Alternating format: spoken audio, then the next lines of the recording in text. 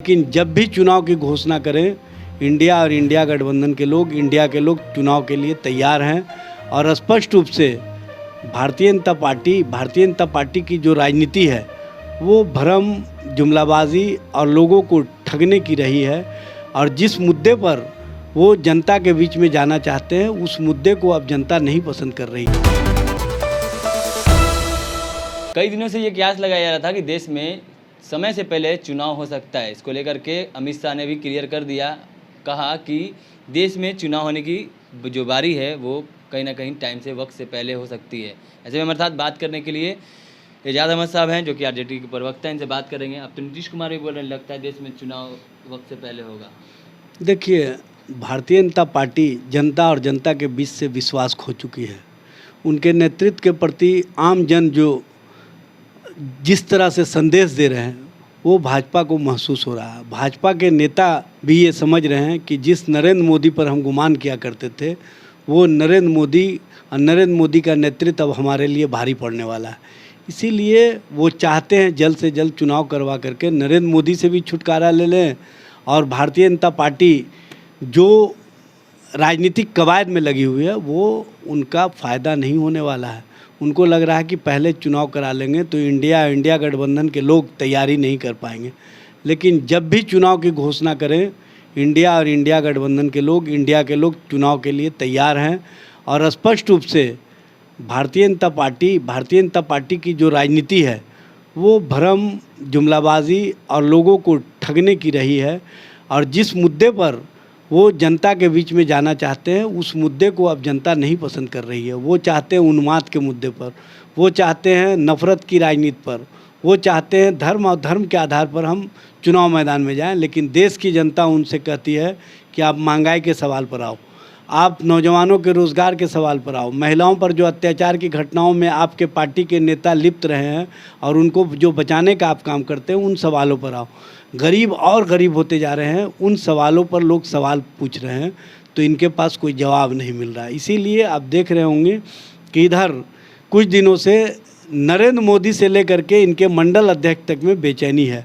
और उस बेचैनी का प्रकटीकरण कहीं ना कहीं वो अपनी भाषा और अपने अपशब्दों का जो इस्तेमाल करते हैं उससे भी समझ में आता है। जिस तरह से नरेंद्र मोदी इंडिया गठबंधन को घमंडिया कहते हैं, ये कहीं ना कहीं प्राइम मिनिस्टर ऑफ इंडिया जिसका शपथ वो लिए हैं उसका भी अपमान कर रहे हैं। क्योंकि आप इंडिया के प्राइम मिनिस्टर हो, घमंडिया के प्राइम मिनिस्टर नहीं हो, लेकिन आप प्रधानमंत्री के रूप में घमंडिया कहते हैं।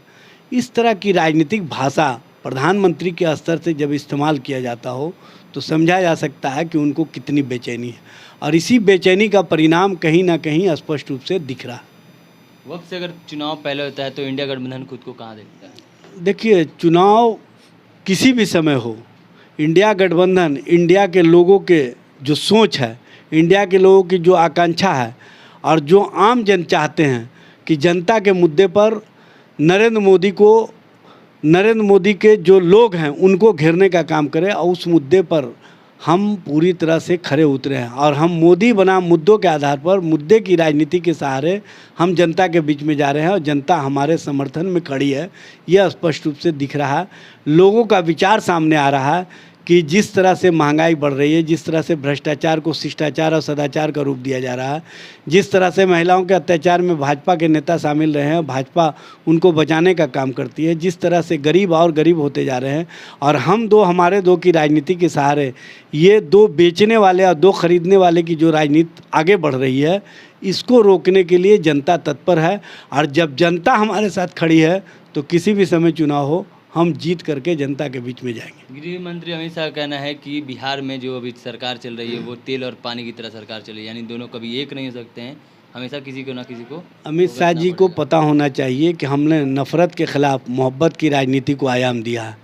और ये जो लालू प्रसाद जी और नीतीश जी का मिलन है, ये चीनी और पानी का मिलन है, जिसकी मिठास पूरे देश में स्पष्ट रूप से संदेश के रूप में पहुंच चुका है। और उस संदेश को सभी महसूस कर रहे हैं।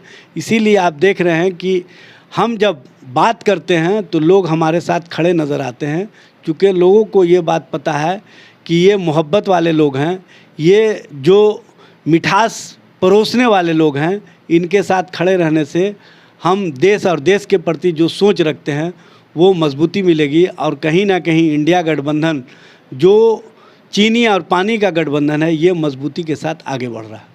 तो ये हमारे साथ एजाज अजीत हैं जिनका साफ तौर पे कहना है कि इंडिया गठबंधन चीनी और पानी की तरह है, यानी साफ तौर पे दोनों का घुलना मिलना आपस में संभव है। यानी साफ तौर पे उन्होंने जो अमित शाह ने बयान दिया था कि तेल और पानी की तरह है, उन्होंने साफ तौर पे इनकारा है और कहा है कि ये चीनी और पानी की तरह एक गठबंधन है। और भी क्या कुछ कह रहे थे एजाज अहमद साहब आपने इस वीडियो में सुनाए थे। तमाम खबरों के लिए जुड़े रहना चाहिए इनसाइड के साथ। तब तक के लिए धन्यवाद।